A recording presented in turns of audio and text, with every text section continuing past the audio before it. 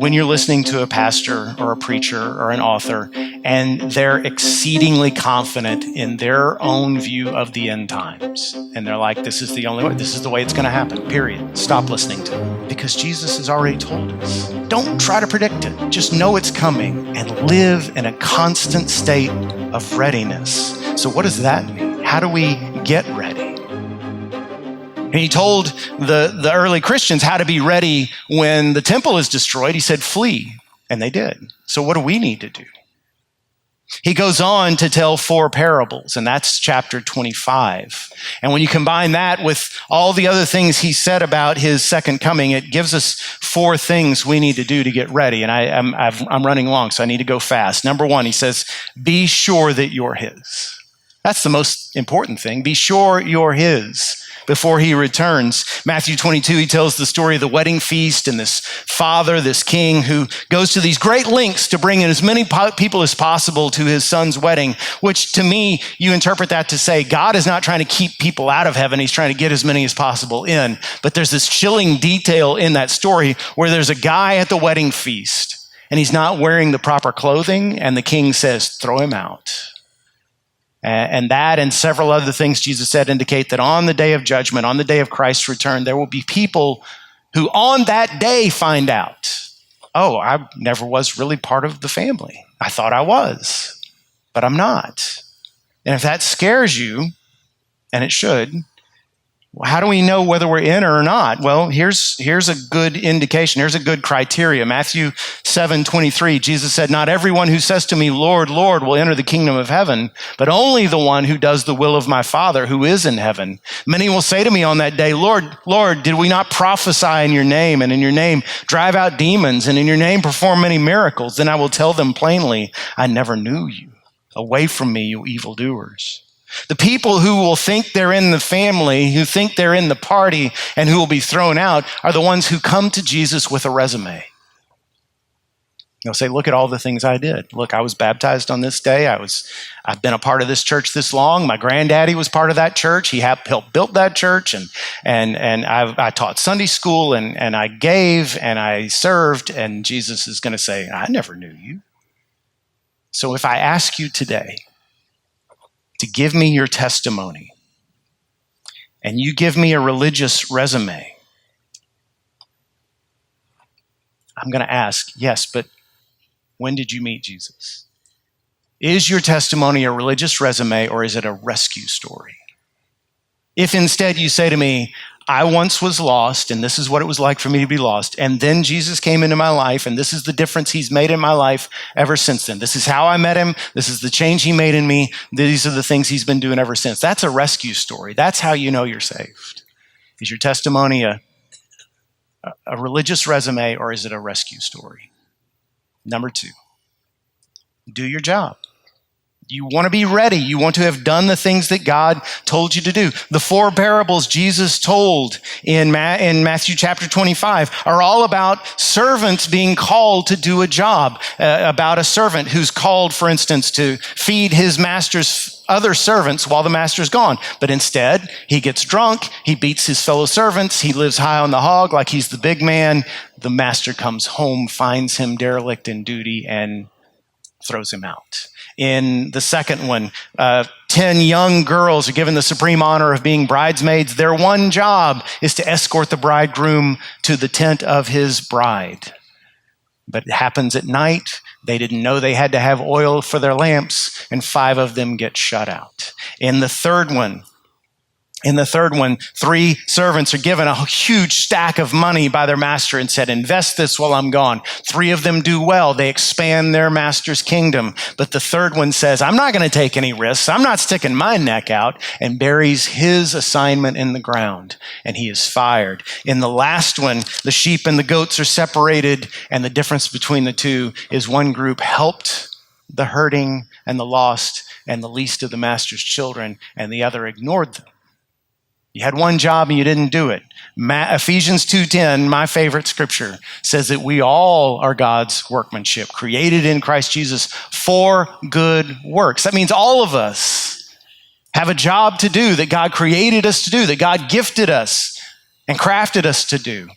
And if you don't know what your job is, it may or may not have anything to do with your earthly career. You may not be paid a salary to do what God created you to do. Your life's work, I guarantee you, has something to do with the people who God brings into your life. Not just your family, although certainly them, but also your friends, also your coworkers, also your neighbors, also even your enemies. What are you doing? How are you helping them come to know Christ and be a part of his kingdom? Are you doing the work that God put you here to do? You're going to want to stand before him on the day of judgment and say, Lord, you rescued me and I could never earn anything, but because you rescued me, here are the things that I did to help people in your name.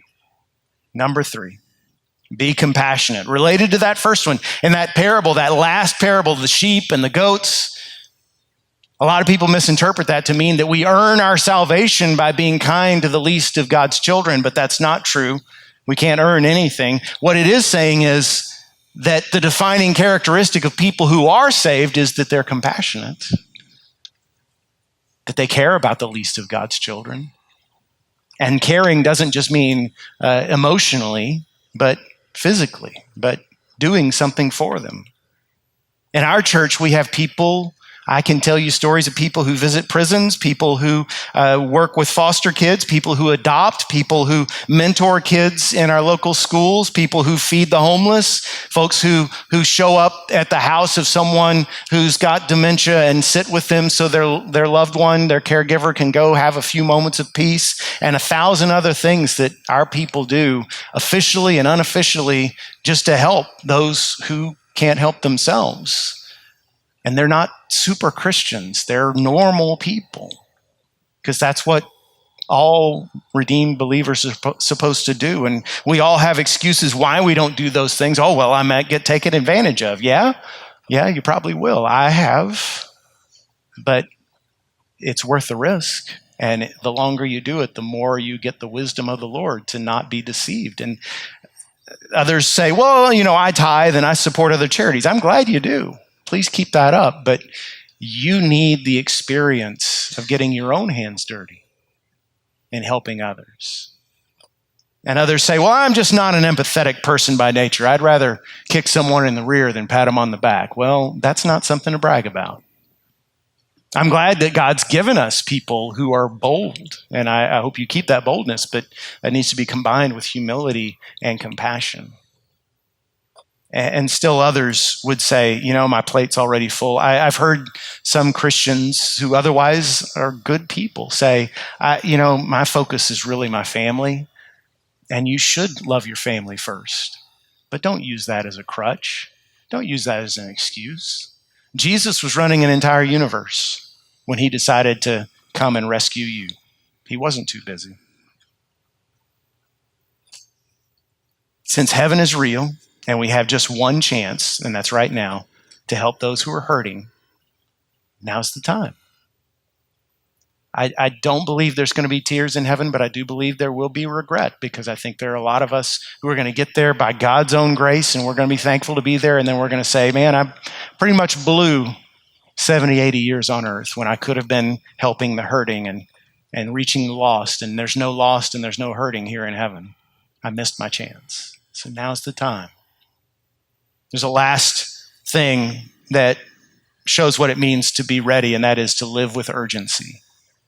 Let me repeat verse 44. Therefore, you also must be ready, for the Son of Man is coming at an hour you do not expect. That means everyone is going to be surprised when it happens. Everyone except Jesus. Everyone is going to say, whoa. And some of us are going to rejoice, and others are going to say, I wasn't ready.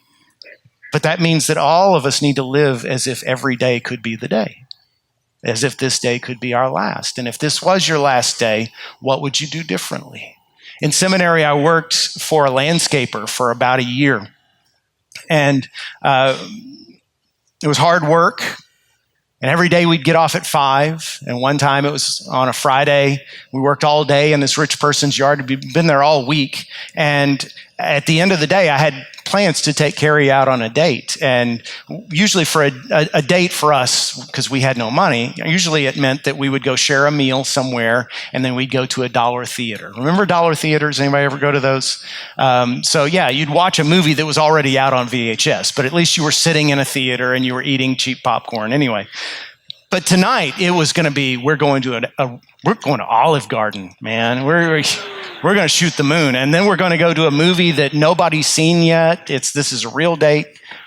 So I'm working, it's hard, it's hot, I'm sweating, and it's about 4:45, and I'm looking at my watch, and I'm just about to get off and go get showered and get ready for my big date. And the boss goes, you know what, boys, we've been here all week. I don't want to come back on Monday. Let's just finish out before we go home. And I thought, oh no, because we didn't have cell phones. I couldn't text her and say, oh no, we're going to be late. So you know what happened? I only thought I was working hard before. I found another gear I didn't know existed.